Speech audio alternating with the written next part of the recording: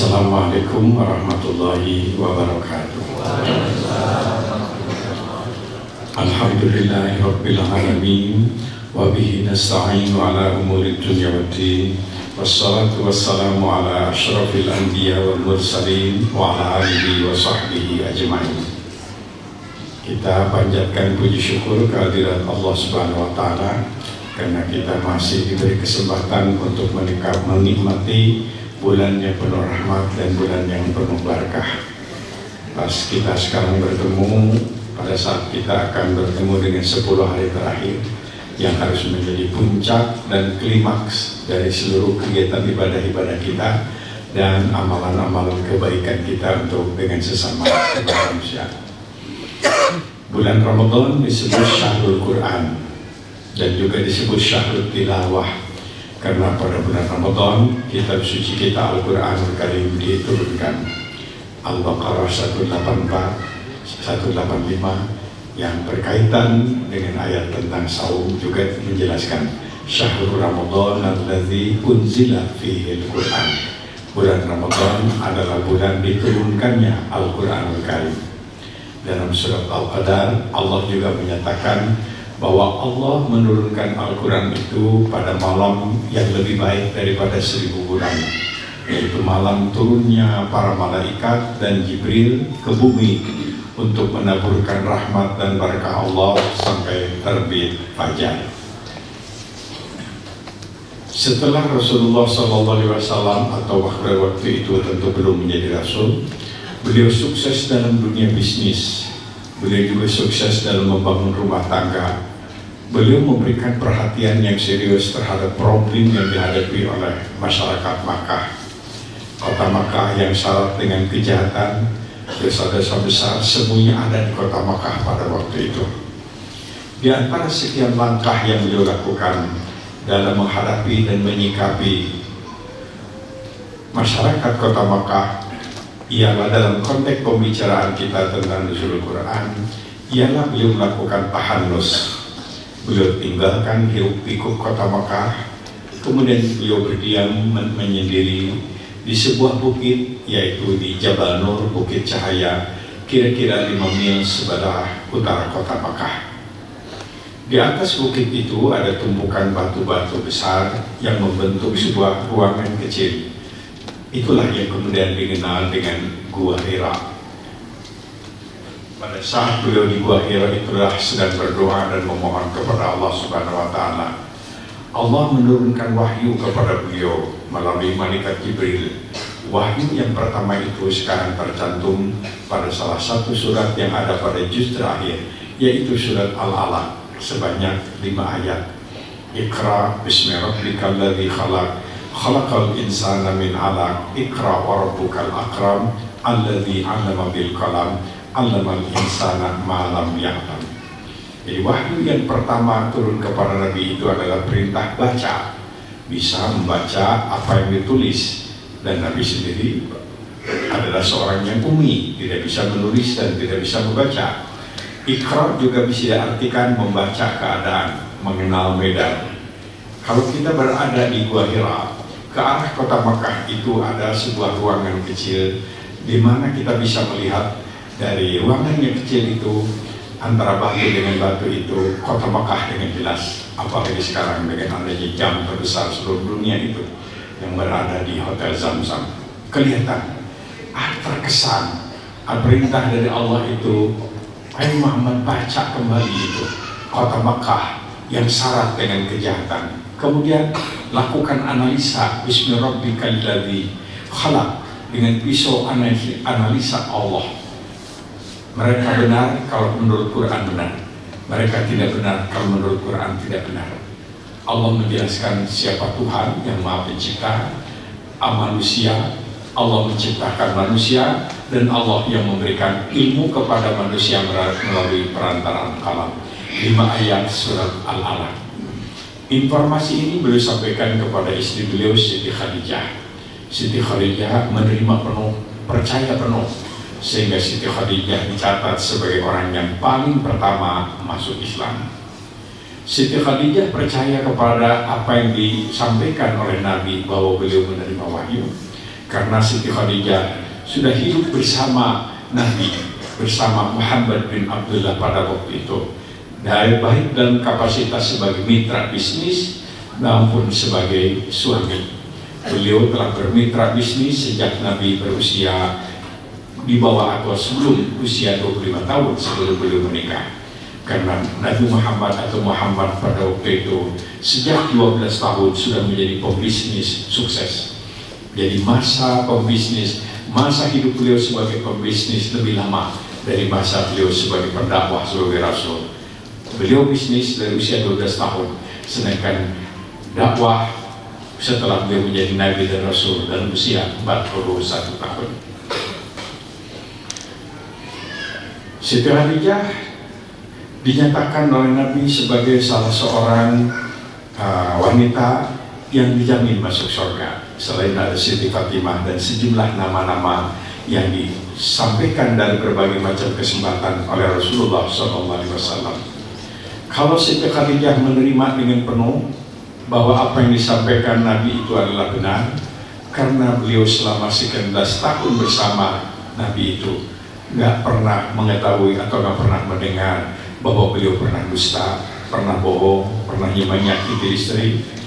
Kalau orang yang tidak berani berbohong kecil, mana mungkin dia berani bohong besar untuk menipu manusia mengaku menjadi Nabi. Tetapi masyarakat yang ada di sekitar Makkah pada waktu itu tidak seperti Khadijah.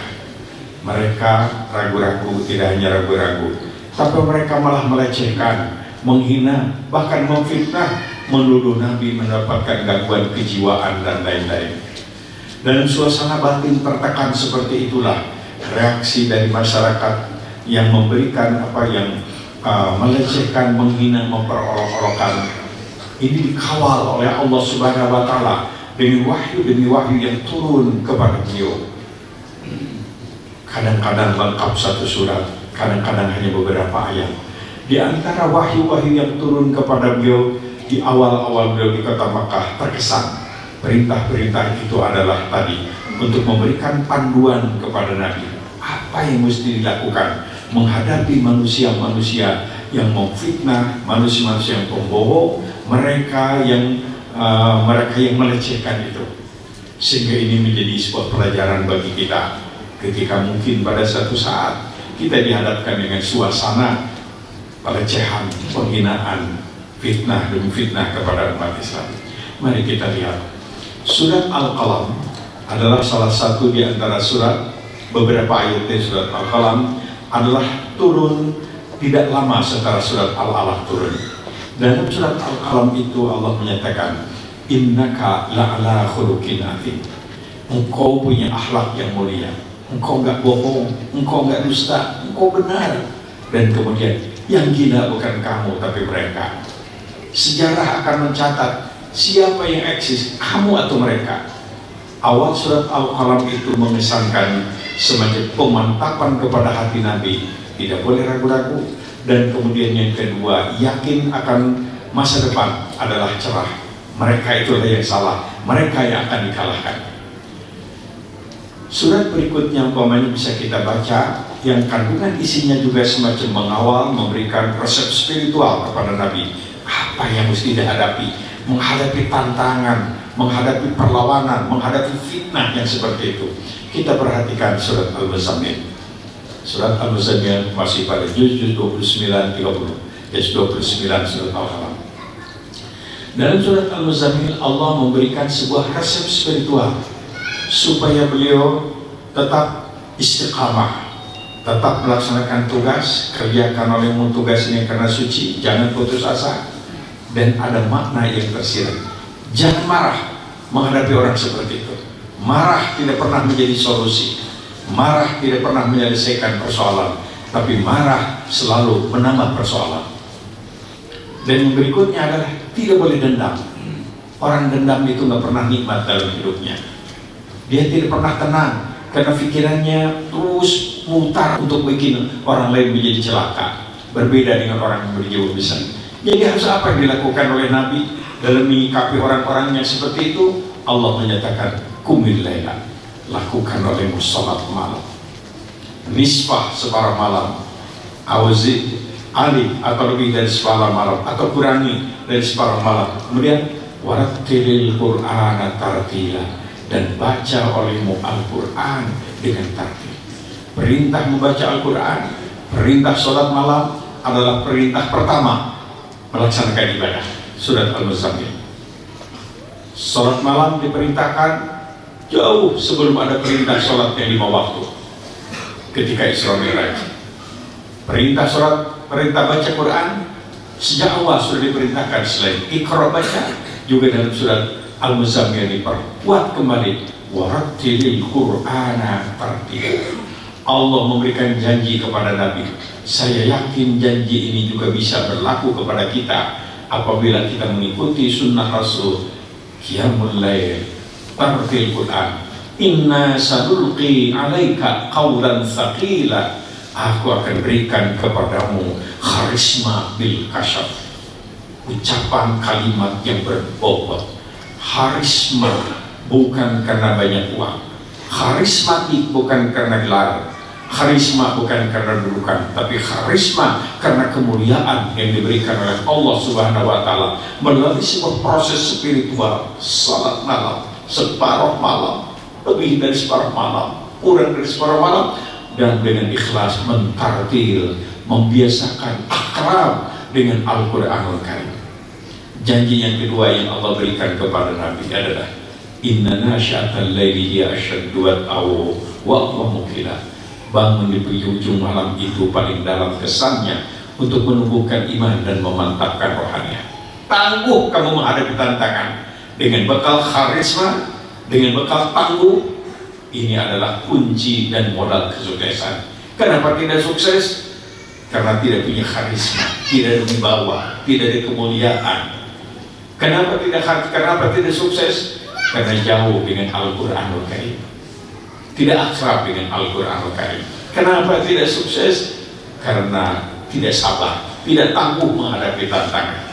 Al-Muzammil menjadi pegangan kita juga dalam situasi segala situasi untuk mencapai kaulan sakila dan ketangguhan dalam menghadapi ujian melalui 2 amalan tadi. Kata sahabat Ibnu Abbas setelah turun surat Al-Muzammil ini, Nabi terus melakukan sholat malam selama 23 tahun, hampir tiada malam tanpa sholat malam.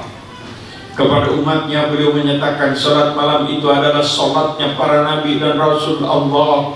Sholat malam itu adalah da'bus sholihin, amalan orang-orang soleh. Sholat malam itu adalah pekerjaan orang-orang yang berprestasi. Nabi memberikan resep sholat malam itu menghadapi berbagai macam hal. Sampai kalau ada problem keluarga, konflik yang berkepanjangan, badai dalam rumah tangga terus-terusan, apa resep dari beliau? Bangunkan istrimu di penghujung malam dengan penuh kasih sayang. Bangunkan suamimu di penghujung malam dengan penuh kasih sayang. Fayaquman, suami istri bangun sholat malam. Wa yadhkuranillah, suami istri berzikir. Berzikir itu bisa juga tartil Quran. Apa jadikan dalam hadis tersebut? Aku malu kalau aku tidak memenuhi keinginan mereka. Aku malu kalau aku tidak mengabulkan munajat mereka. Sholat malam sebagai resep tawassul untuk mendapatkan pertolongan Allah. Yang mungkin pertolongan Allah itu sesuatu yang supra-rasional karena kekuatan sholat malam dan baca Al-Quranul Karim. Kita lihat kembali di antara sekian surat yang turun kepada Nabi lengkap di Makkah itu, yang ada kaitan dengan suasana batin Nabi adalah surat Al-Duha. Nabi merasa khawatir, merasa takut, jangan-jangan Tuhan marah kepada saya. Agak lama wahyu tidak turun kepada beliau. Inilah pada waktu itu katanya Nabi sering mengeluh kepada Siti Khadijah, dan Siti Khadijah memberikan sebuah resep, sebuah jawaban yang luar biasa, dan Nabi selalu terkesan ingat, dan sering disampaikan kepada Siti Aisyah. Siti Aisyah katanya agak cemburu karena Nabi selalu ingat pernyataan Siti Khadijah ini. Jangan-jangan Tuhan marah kepada saya, jangan-jangan saya sudah ditinggalkan oleh Tuhan. Apa jawaban Siti Khadijah? Kalau orang seperti Anda, kalau orang sesoleh Anda dimurkai oleh Allah, lah bagaimana nasib kami yang tidak soleh seperti Anda? Bagaimana nasib kami kalau orang sesoleh Anda sudah ditinggalkan Allah? Nabi sering terkesan seorang istri yang memberikan sebuah dorongan optimisme atas sesuatu yang dirasakan oleh suami, oleh Rasulullah SAW. Surat Al-Duha, Allah mengabadikan suasana batin Nabi. Allah tidak marah kepadamu, Allah tidak meninggalkan kamu. Dulu kamu menyendiri, Allah yang Allah yang kemudian menyapamu. Dulu kamu menderita, Allah yang mencukupkanmu. Dulu kamu tidak dapat petunjuk, Allah yang memberikan hidayah petunjuk kepadamu. Lantas diberikan janji kepada Nabi. Saya yakin janji ini bukan hanya untuk Nabi, tapi juga untuk umatnya. Apa? Walal akhiratu khairul laka minal ula wala sawfa yu'tika rabbuka fatardah. Akhiratmu pasti lebih indah dari duniamu. Masa depanmu lebih elok daripada masa sekarangmu. Hari esokmu pasti lebih cerah daripada masa yang kamu hadapi sekarang. Dan dikatakan, dan Allah akan terus menurunkan kepadamu nikmat dan fatardah, dan engkau akan ridho, engkau senang dengan nikmat yang Allah berikan kepadamu itu. Tapi ada dua hal yang disampaikan oleh Allah pantangannya. Apa? Fa'ammal yatima fala taqhar. Jangan kau coba-coba sakiti anak yatim. Kau sakiti anak yatim, sial hidupmu. Anak yatim itu sabda Nabi adalah kekasihku. Orang yang menyakiti anak yatim berarti menyakiti aku. Ana wa kafirul yatim fil jannah. Di surga nanti saya akan bergandengan tangan dengan orang-orang yang ketika di dunia banyak menyantuni anak yatim. Rumah yang paling dicintai oleh Allah adalah rumah yang di dalamnya disantuni anak yatim. Yang kedua, wa ammas sa'ila fala tanhar. Jangan kau usir orang yang minta-minta. Ayat lain menyatakan qaulun ma'ruf wa maghfiratun khairum min sadaqati yatba'uha adha. Ucapan yang baik dan memaklumi mereka, memaafkan mereka, itu lebih mulia dari sisi Allah daripada memberi tapi sambil menggerutu atau caci maki.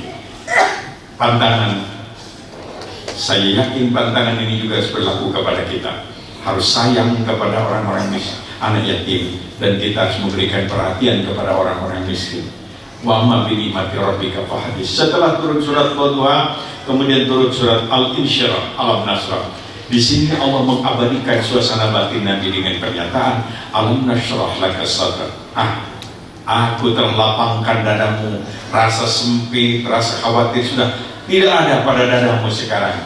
Allah menyatakan ada satu ketentuan Allah yang berlaku bagi beliau, berlaku bagi kita. Apa? Inna ma'al usri yusra. Inna ma'al usri yusra. Ingat, beserta kesulitan selalu ada kemudahan. Tidak ada kesulitan yang abadi di dunia ini. Kesulitan, derita yang abadi cuma ada di neraka nanti. Sepanjang hidup di dunia selalu ganti berganti. Inna ma'al usri yusra. Inna ma'al usri yusra. Dan itu dibuktikan kepada Nabi tadi. Lantas kemudian syaratnya apa? Fa'idha farauta fansol wa ila rabbika farghab. Kalau sudah mengakhiri satu masa tugas, jangan sibuk melamun menyesali kegagalan masa silam. Jangan pula sibuk dengan kebanggaan atas kesuksesan masa silam. Berdiri tegak kembali melaksanakan tugas yang baru. Wa ila rabbika farghab, dan selalu mengharap ridha. Surat Al-Insyirah. Demikianlah wahyu demi wahyu turun kaitan dengan perjuangan, di mana Nabi harus mulai menegakkan agama adalah surat Al-Muddatsir. Semuanya ini makiyah, awal-awal Makkah. Surat Al-Muddatsir memberikan perintah dan sekaligus pedoman petunjuk untuk Nabi dan untuk kita kalau kita ingin berjuang. Apa? Ya Al-Muddatsir, qum fa'andir, mulai bergerak, berikan peringatan orang lain, beritahu mana yang benar, beritahu mana yang salah. Fa'andir, beri peringatan. Syaratnya Rabbaka fakabbir, luruskan niat hanya untuk membesarkan asma Allah, jangan untuk popularitas, jangan untuk pencitraan, tapi betul-betul ikhlas membesarkan asma Allah, baru berkah. Yang kedua, wasiyabaka fatahhir, engkau sendiri harus bersih. Gak bisa ngajak orang lain kepada kebaikan, kamu sendiri tidak baik. Kalau ingin membersihkan hati orang, hatimu harus bersih.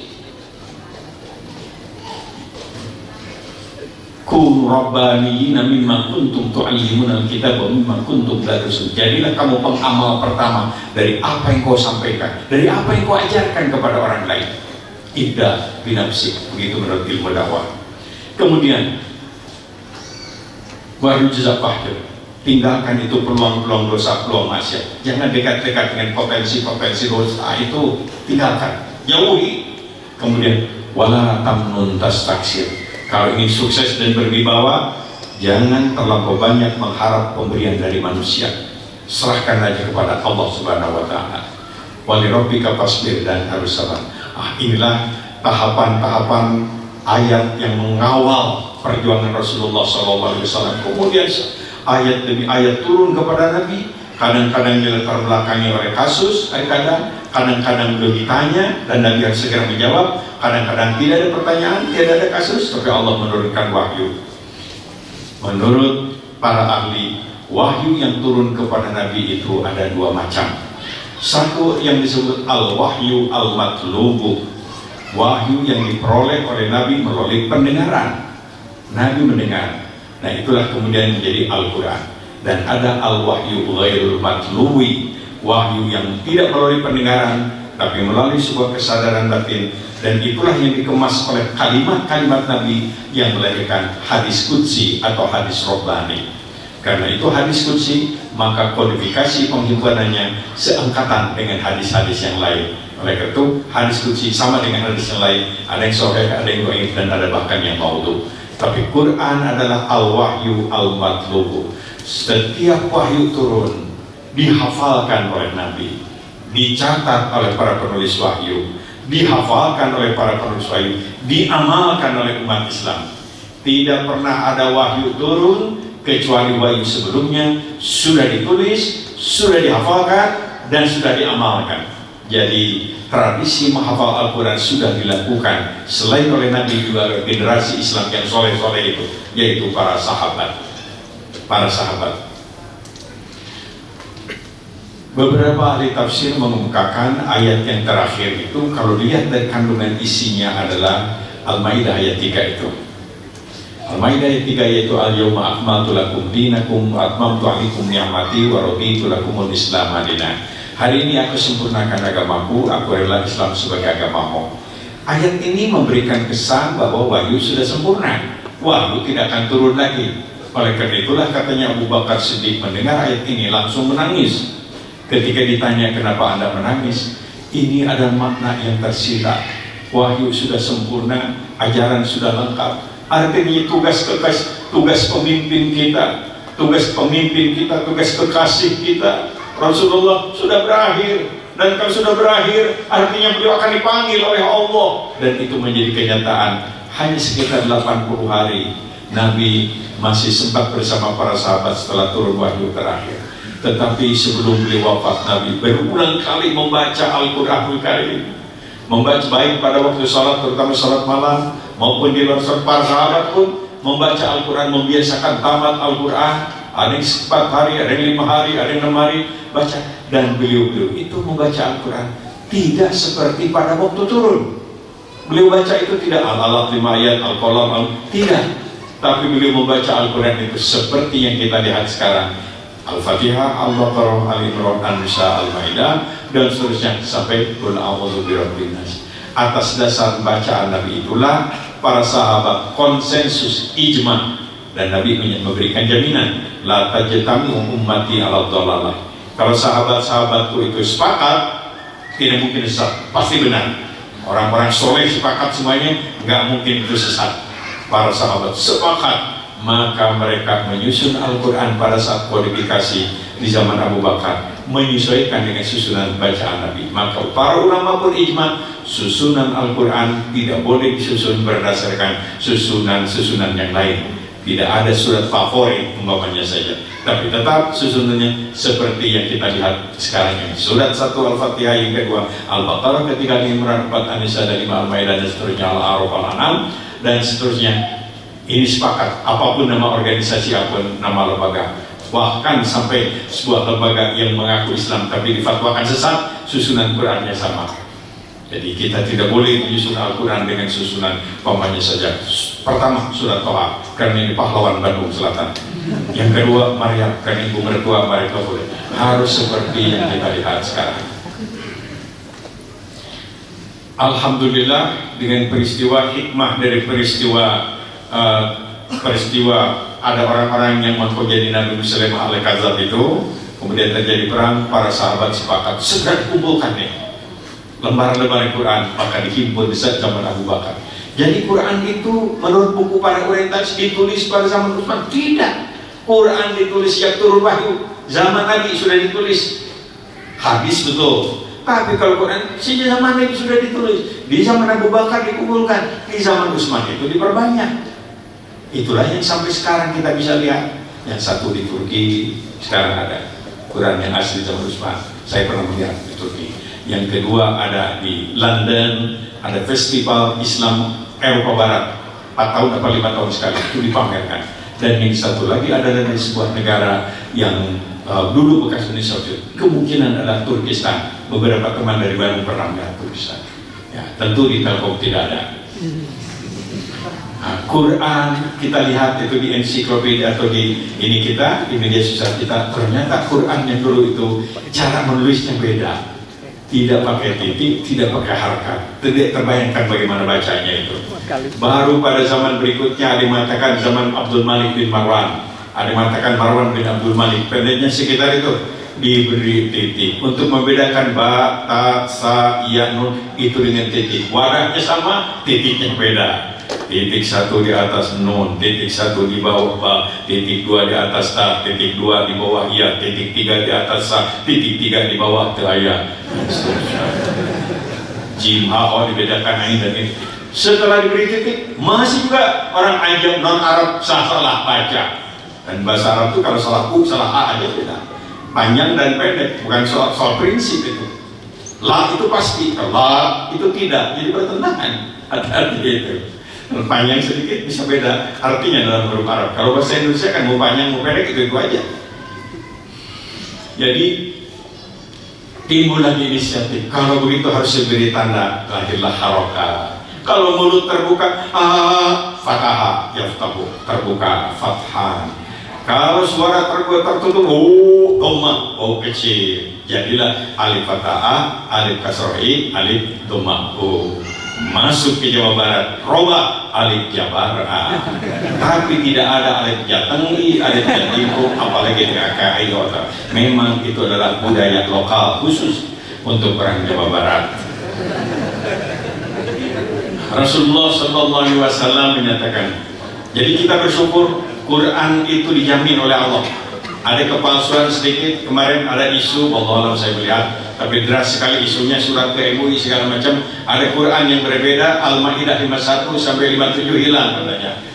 Nah, ini apa tindak lanjut dari DKI 51 itu 57 ya, awal-awalan.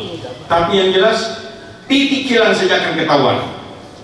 Pertama, jaminan dari Allah, inna nahnu nazzalna dzikra wa inna lahu lahafizun. Aku turunkan Quran, aku jamin kemurniannya, ditulis, dicatat, dihafal per generasi.